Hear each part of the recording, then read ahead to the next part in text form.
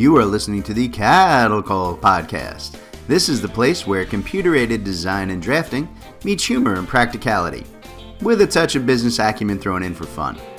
Jim and Rocco, the owners of Zentek Consultants, the premier U.S. technology consulting firm for architecture, engineering, construction, and manufacturing, discuss the fascinating world of CAD with some humor and some honesty.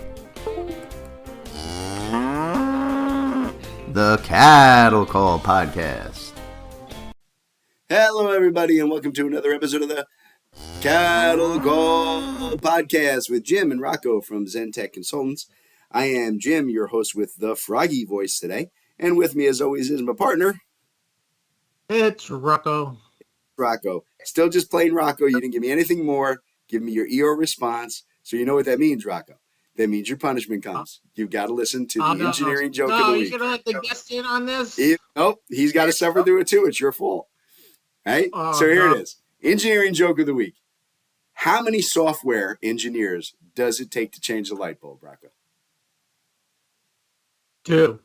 Wrong. None, because that's a hardware issue. Terrible. The worse they are, the more I enjoy them. All right, folks, we'll move on. All right, so we have a special guest on the show today, Mr. Matt DeBasio, estimator, construction technologist, and just kind of all-around general digital anarchist, has returned to talk to us about playing the pricing game in the modern construction world. For those of you who don't remember, Matt works for Agnes Construction Management. And despite knowing and working in the past with Rocco and I and being on the show, he keeps coming back. So, Matt, thank you so much for being here again, sir.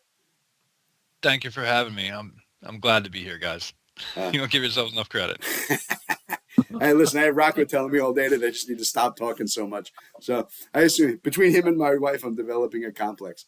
So, all right. So, Matt, why don't you start off? Why don't you tell our listeners about what you do at Agnes and how much time and effort you personally wind up putting into the pricing conundrum that we all face these days? Well, I have to say I still love that term, the digital anarchist that you guys use, although on the construction tech side of things, I try not to impose anarchy if I can help it. More of an organized chaos, I guess. But these days I spend just about all of my time, or probably 95% at least, in the estimating and pre-construction world. And really the entire job there has shifted to the task at hand, which you mentioned. It's getting a handle on the pricing conundrum in today's environment. Mm-hmm. Yeah, which is not an easy thing, right? And with that in mind, right, it was actually Matt who suggested the title for today's show, though he did second guess himself a few times. But I loved it, so we kept it. It's called The Price is Wrong, which I think is just brilliant. And I think we're going to make Rocco talk to us all about getting our pets spayed and neutered at the end of the show. So be ready for that, Rocco. But this is an important topic, though, right? And since it's one that I hear about on a daily basis from just about every single one of our construction clients, the pricing structure for everything right now, and it has been for like 18 plus months. It's been a yo-yo on a really fragile string. This is a far greater problem in the construction space than just about anywhere else. And yes, I mean, it's even worse than those miserable gas and oil prices none of us want to pay. There is still a huge chunk of this industry that works in that traditional, design, bid, build process. And when prices are fluctuating like they have been, it's practically impossible to effectively bid jobs. Construction projects can have years of lead time. And guessing where, the insane steel and lumber markets are going to be in 2 years, it's just next to impossible. The COVID epidemic and the shutdown of major ports and rail lines across the world for over a year have created backlogs of just historic proportions, right? And major players in the construction world are paying insanely high prices for materials, which in a lot of cases just puts them out of reach for most small and mid-sized GCs. So Matt, supply chain issues have been a real big topic in the news. How have you seen it affecting your construction jobs that you're dealing with? Well, Jim, I think you gave a pretty good summary of the current state of affairs with a couple of key points in there. So first you mentioned oil and gas prices. Now that's not the same as the materials or equipment that we're talking about in construction, prices for those items, but those increased energy costs still have a huge effect on us since everything has to be transported. Right. But even things like heavy earth moving equipment or certain kinds of tools still run on gas, so those things can be affected as well. The other thing you mentioned is the impossibility of bidding projects accurately in current conditions. While it's not impossible per se, the bid proposals that we put forth can have a lot of what ifs baked in regarding the cost and schedule. I would argue that the design bid build method, the process that you named, is probably the worst method of all for owners to get the best value for their projects. Yes. But that could be another podcast episode altogether. We'll save that one for another time. Sounds good. But those who choose that method must understand the additional risk that may be baked in due to the guesswork that you described, and they certainly should be prepared to move quickly on award after the review and the contract process. I've seen a lot of owners who are using sort of their traditional linear process of bid, scope, review, approve. And in the end, it could be costing them money or time if they can't do so in an efficient manner. So I think my takeaway here is that owners should really consider a more integrated project approach, or at least selecting contractors based on, quals and fees, sort of an RFP process, and then using a more iterative estimating process to keep everything on target and to nail down the cost and schedule. Yeah, I agree. I mean, the integrated project delivery methodology, I've been saying for a long time, in the next 20 years, that's all we're going to do, because the other process, the design bid build, it's outdated. And I think that these prices are going to be the death knell for it. It's just crazy. You may have a really good point here, and what we learned in 2020 is that there was a lot of things in the construction industry in particular that got forced into the future because of the situation we were in. Well, people might learn that the situation that's occurring now might force everyone to rethink the contract structures. So that IPD, where it's not commonplace now, it may become very commonplace because people want more predictability. Yeah. Yep. It's I think that's the way it's going to happen. So Rocco, in terms of when you're dealing with clients, right? How often does the pricing issue and the back order problems come in and come up in conversation when you're talking in general with our construction clients? It doesn't really come up that often, to be honest with you. I mean, people call us to talk about technology and how to solve technology problems and be more efficient with technology. But I think in the back of people's minds, it's, well, let's reach out to a firm like Zentech because we need to be more productive. We need to be quicker at what we're doing. So it's almost like it's almost like they're fighting against a wave, right? Right. And so what options do they have for kind of trying to combat what's going on? And I think one of those solutions is to become more productive and efficient through the use of technology. Yeah. Right, so, trying to counterbalance those costs. That makes sense. Right. That makes sense. Okay. So, I think because this was a global epidemic, right? That there are a specific set of materials that have really become major problems for pricing, right? Both on the high and the low side, because they're behaving like roller coasters. Some items come primarily from specific regions of the globe, and getting those shipped reliably and cost effectively to the U.S., it's been next to impossible, right? Well, while some of those materials are dropping, right, even as we record this podcast, they're dropping dramatically. There's no guarantee that with all the crazy going on in this world, that they're not just going to jump back up even higher tomorrow. So, Matt, are there any materials or items in particular that you've personally experienced difficulty getting for your jobs? Yeah, absolutely. I think the most important items have lately been mechanical equipment and electrical components, like really crazy long lead times there. And those items really drive some of the schedule delays that we may experience. For your listeners, I would really think about those the important MEP components on projects and try to stay flexible if you can. Even things like door frames, so advanced equipment like mechanical, electrical, obviously, but things like door frames are even of concern due to supply chain issues. You need those to do framing early on in a job, but they might take 12 or 14 weeks to get. You've got to stay in front of it and plan accordingly. Now, I wasn't aware of that. I was aware of the electrical backlog. I really wasn't aware that there was such a problem on the mechanical end. See there? I learned a thing today. It depends on the equipment, but in our market, we do a lot of healthcare work, laboratories, pharmacies, things like that. So some of the mechanical equipment is kind of specialized, so it's not an off-the-shelf unit that's sitting in the warehouse. I mean, some things are, but some of these, semi-custom air handler units with different components. Sometimes it's the components themselves that drive the lead times. Sometimes it's just the demand, stunted supply and an increased demand that once the economy got cooking again last year. But there's some kind of oddity in most any area that you look at. I just used mechanical, electrical, and door frames because they're easy examples. But I mean, you name it, man. Glazing, steel. Yeah, it's nuts. It's crazy.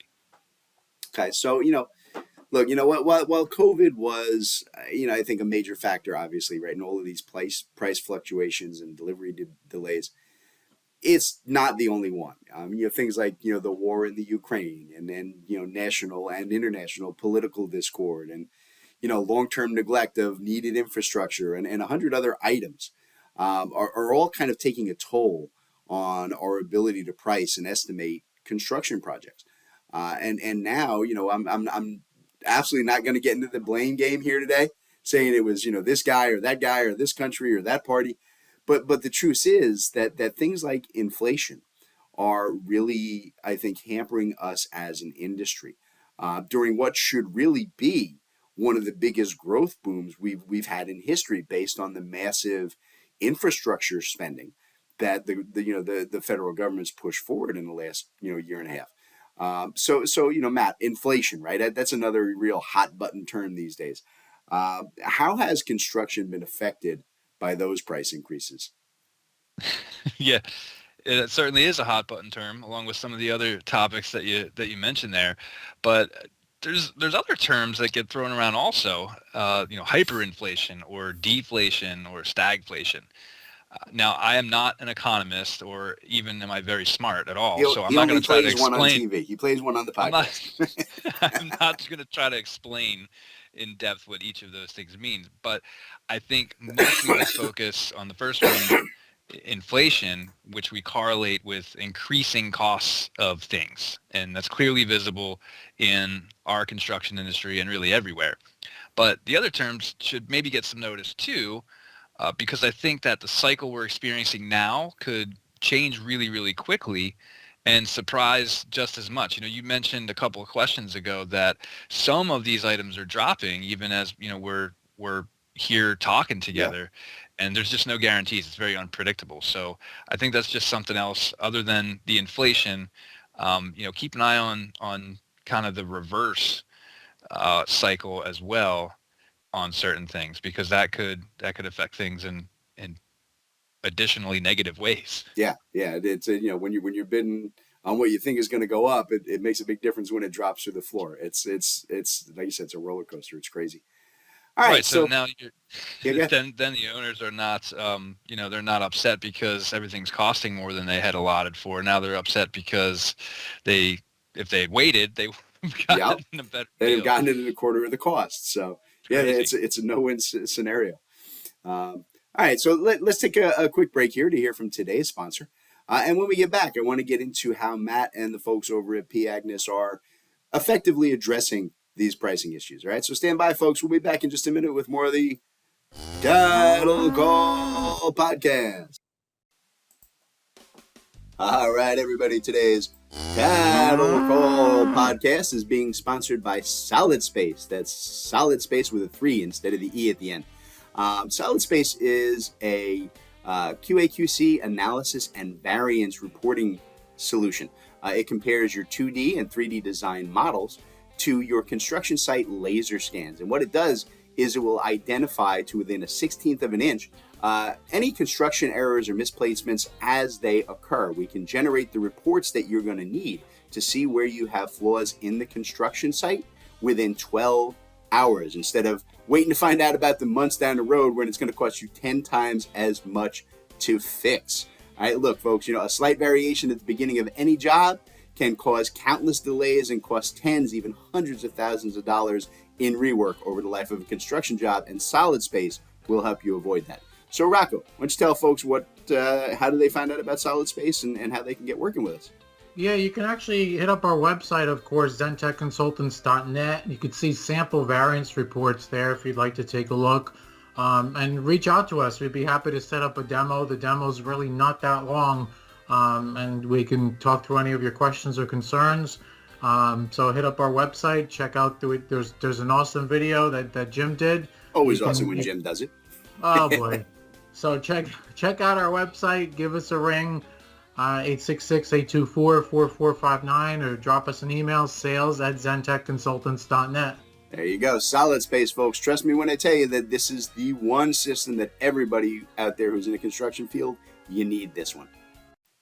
All right, everybody. Welcome back to the Cattle Call Podcast. We're talking with Matt DeBasio of Agnes Construction about the impact of fluctuating material prices and delivery delays, and the impact they're having in the construction world. And in the first half, we talked a bit about the why of the fluctuations, right? And in this half of the show, I want to see how Matt and his staff are addressing the problems in the real world. This is the kind of problem that's hurting us all. And I really think that sharing some best tips here is necessary for all of us individually and then for the construction industry as a whole. So Matt, what can project stakeholders, right, the owners, the GCs, and so on, what can they do, and what are you doing to reduce the impact of these pricing and scheduling difficulties? Well, I think that's a really good question, because sometimes I think we feel very handcuffed. There's not much we can do about the situation. It puts everybody in kind of a really bad spot. But the one thing I will note is that as a CM, our subcontractors and vendors have been pretty strict about their pricing hold periods. And so we must carry that forward in our proposals. And so I think, kind of sticking to that and letting everybody know that you do have, the clock is ticking once you get a quote. So sticking to that and being consistent about it is one thing that we could do. The result of that, however, has been some repricing, and sometimes several or many times, because the clock kind of expires on the hold period. So Right. we have to redo it. That's also not a great way to drive value on a project. Similar to the design bid build process. But as far as back order items and schedule, we just try to provide the most current snapshot of what the time frame looks like based on all the items and how they fit into the schedule, and build it in. Right. And paint that picture. And now it is sometimes shocking or disappointing to see when the project might actually be completed based on those timeframes and how everything fits together, but we have to be realistic. So, some of those really important items, you can't complete the project without them. You can't build everything else and then wait. I mean, there's code issues, there's inspections that things have to fit into place. So for those stakeholders that you mentioned, everyone be as forthright as possible, with setting expectations for the project. What are we trying to accomplish? And for us and for any subcontractors or trade partners out there, just try to provide good info for all of us that we can pass along to the client so that they can make good decisions. Yeah, it all comes down to communication and honesty. Believe it or not, it's going to help us all through this. Really important at this point, right? We have to build up that trust so that we don't feel like we're stepping on each other's throats, or we don't set expectations that are unrealistic and break promises, right? Yeah, exactly. You don't want to be that guy who's just going, it'll come down. We're going to underbid everybody else by 80%, thinking that everything's going to drop. You don't want to get caught there. It'll ruin your whole company. Yeah. So yeah, all right. So yeah, I think there were kind of two different sides, I guess, to this discussion, right? There's the pricing and the estimating side, which Matt just kind of explained. But I think there's also a design side discussion that needs to be had here. I think that designers, right, both architects and engineers, have a responsibility to their clients and the industry to look at the items and the materials that they're using right now and can consider changing their kind of tried and true processes for something that's actually feasible in today's market. Look, I spent years as a designer. And I know that a certain firm may love the look and performance of aluminum windows, but if there's a 3-year backlog on aluminum shipments, you need to seriously look at speccing vinyl. If steel prices are 5 times what they were a month ago, maybe you want to look at laminated beams instead. And look, I know there are design folks out there who are muttering under their breath right now. They're, it's not my problem. That's the contractor. Yeah, I promise you, it will be your problem when all of your clients shift to that integrated project delivery process, right? And the design firms that take costs into consideration for their clients. If you're not that guy, right, you're going to be a design firm with no clients, right? And if that's the case, they don't need designers. So yeah, that is your problem. Okay. So Matt, what can project owners and designers do, right, to reduce the impact of cost increases on projects? Well, that's a great question. I also think it was a pretty good summation of what the design side may be facing right now. We talked about integrated project delivery as maybe something that's going to become more important as people realize the situation that we're in, to increase predictability and to drive value on their projects. But I also think it's good that you're kind of asking the question. Traditionally, you're right. It has been our problem as contractors, right, to figure out how long it's going to take to get things and then to make it all work together. But I think so. Just taking the example of the mechanical electrical components on projects, I would advise designers to try to stay flexible if they can. So if we know that those are really critical items and they're right now, in my recent experience, they're experiencing the longest lead times, and they're really important. So if designers are aware of that, be willing to change or open up the spec to maybe seek the best availability for the requirements of that stuff rather than just best cost or, whatever other reasons you might spec something, but keep it open. So, I've done on a couple of occasions through talking with subcontractors, worked up options or ideas to improve the schedule, or hey, we can get this a little faster, but it might cost more, and present those options to the owner so that they can make educated decisions. But the designers only really get involved when we go back to them and say, hey, can you check this out? Is this going to work?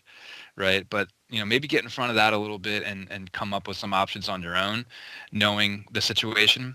And for owners, I would think, a few things that can be done would be, think about pre-purchasing equipment or materials, if you can. That doesn't sit well sometimes with subcontractor bidders because a lot of times they make a lot of their profit on, ordering materials and then delivering them. So you take that out of their contract and now all of a sudden it's not as attractive. But that's one way to smooth out the issues with obtaining the stuff you need to build. Another option for owners would be early release, right? So if the longest lead items on the project, this is really what's going to drive your schedule. Think about separating a package and cutting that stuff loose first to get in the queue, so to speak, right? Now you're in a line with 100 or thousands of other people to get that item that you need, but you want to get in the line. Yeah. So, yeah. Otherwise, you're going to be, 18 months behind everybody else instead of just 6. Yeah. And so I think those are two strategies that owners could use to maybe improve their chances of a more successful project, or at least more predictable in this environment.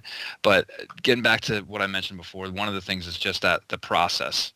Be prepared to either pull the trigger, or if the project falls apart for some reason, just be honest and forthright with everyone, just like I was advocating for us to be with them. Yeah. What's going on with the project? When's it supposed to go? When are you supposed to award it? What's holding you back? Can we help in any way? But the slow process definitely, I don't think, helps. Yeah. Now, it all comes down to speed and getting it done as quickly and as accurately as you can in this day. Um, so, Rocco, do when you're talking to our design clients, right, architects, engineers, are they actually concerned with the changing costs of what they're specing, or do they still, most of them tend to just go, that's the GC's problem?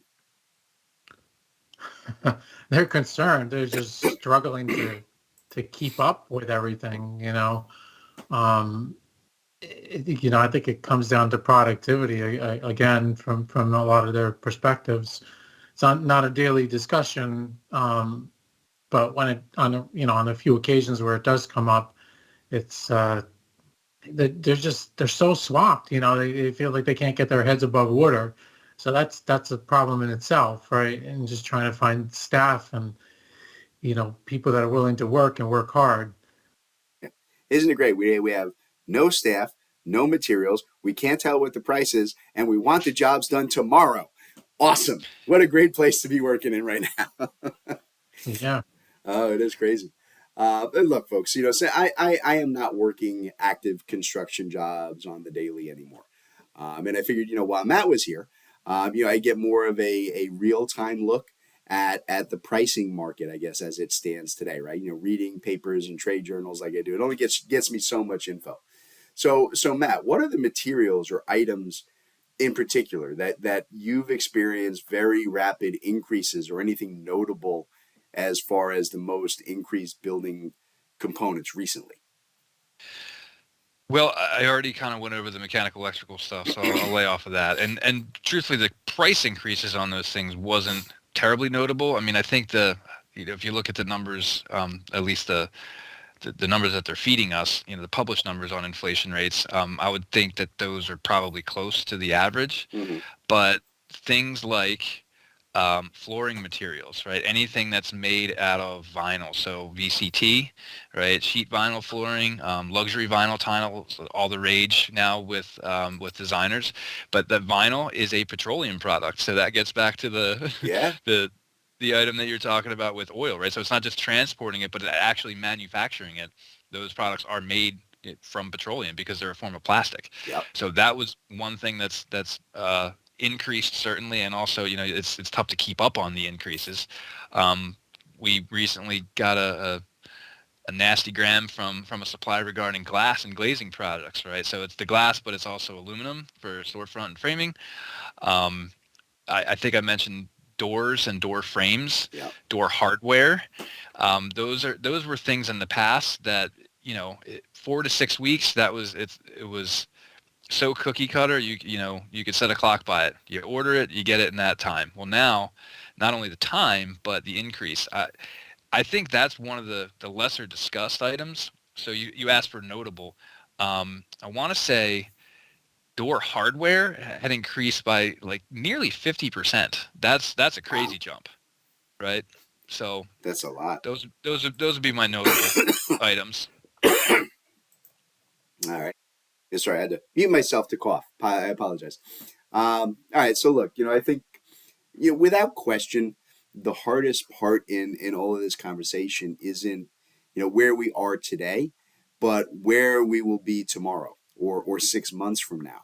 And that's when the costs are going to come due, and the over under pricing items that far out can bounce you from competition on a bid or leave you bankrupt and unable to deliver, or just annoy the customer so they never work with you again. And any of those outcomes is a nightmare. Knowing what's coming it's a bit of guesswork mixed with some prognostication, I guess, all of which are kind of beyond my limited brain, but that's why Matt is here. So Matt, given all the difficulty and the uncertainty, what do you think the future holds, and how do you arrive at those conclusions? Well, I'm certainly not a prognosticator either, and predicting the future is difficult. So, you're asking about what does the future hold for this industry. I mean, that might be easy as picking the winner of the Super Bowl this year. But I think Wait, some you of the mean points it's not going to be the Giants? Probably I not. think I can safely say who up. is not going to be the winner of the Super Bowl this year. I wasn't going to bring it up with you guys, and this is not a sports talk radio. So, but when it comes to making predictions about what's going to happen in construction, I mean, you guys brought up a couple of really great points, right? So, is there going to be a shift in the structure of contracts in order to try to gain a little bit more predictability in a very uncertain world? I've often been thinking, at least recently, about, some of the lean concepts like just-in-time delivery. So the supply chain, if there's disruptions or if it's, just outright broken, is the system itself broken? That's how everybody has learned to operate for the past, 40, 50 years. Just in time that was a core tenet of the Toyota Motor Corp's manufacturing philosophy, right, with lean. Yeah. So we've been operating that on that assumption for a very long time, and now all of a sudden it's broken and it's screwing everything up. I also think, you had mentioned the possibility of swings in prices. So it's not just inflation that we're talking about, but also deflation. And I think that it's very possible that in the near future, we might actually see both inflation and deflation. And now I know that seems like almost, an oxymoron. How can that be? Somebody out there might say, well, they're inverse or opposites of each other. How can that be? Well, I think what we'll see is the common items that are manufactured, repeatedly manufactured, or rather simple to manufacture, we can maybe expect discounts on those items in the form of deflation. But some of the specialty items where it's made to order, just-in-time delivery, custom parts, they don't manufacture anything until they know exactly what they're making, a la the air handler units or the electrical switchboards.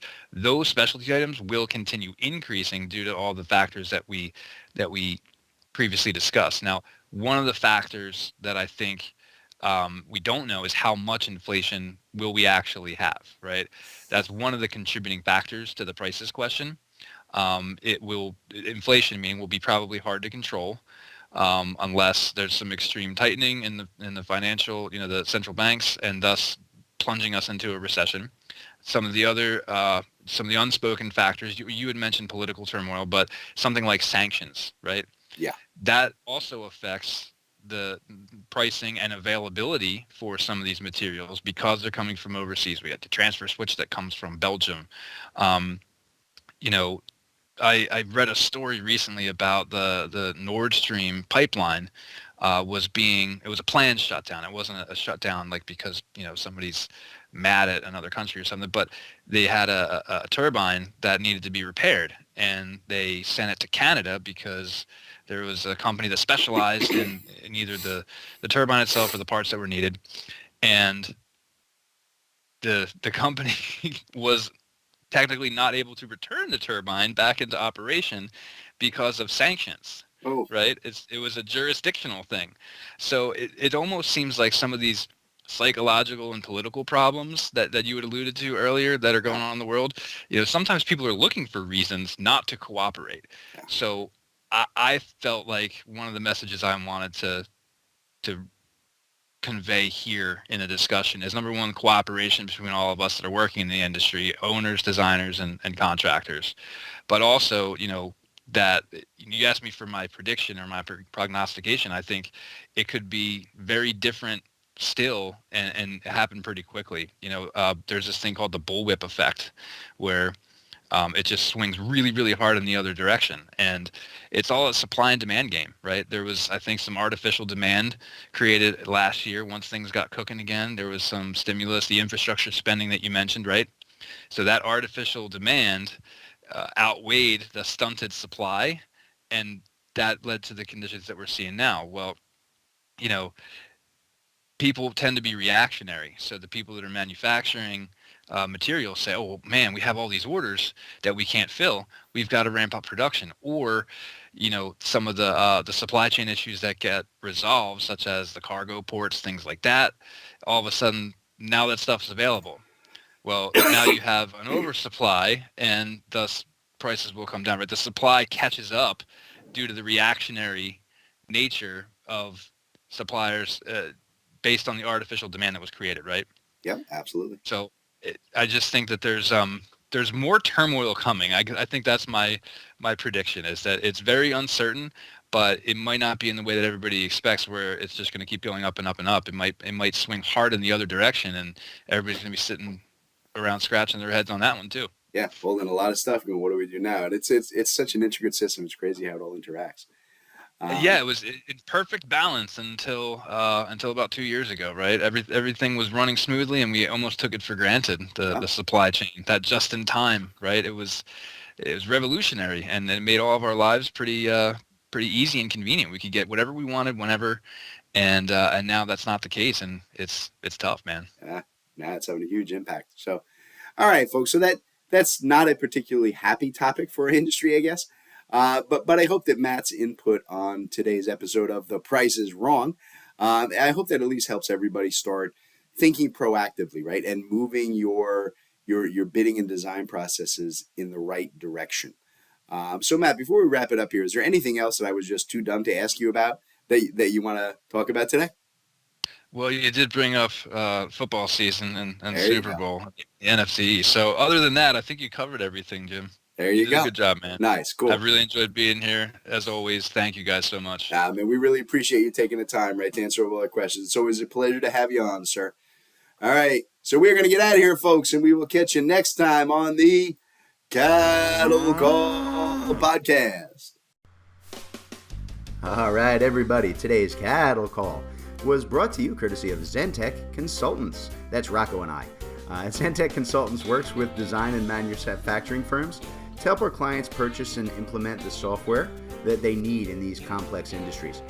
We provide a single point of contact for clients to buy, develop, and learn the most vital software systems for your specific needs. Zentech strives to be your trusted technology partner from your initial needs all the way through long-term support and training for your entire staff. So Rocco, why don't you tell them how to reach out to Zentech? All right, yeah, you can reach out to us through zentechconsultants.net. You can email us at sales@zentechconsultants.net, or you can even call us, 866-824-4459. Excellent. We look forward to hearing from you all.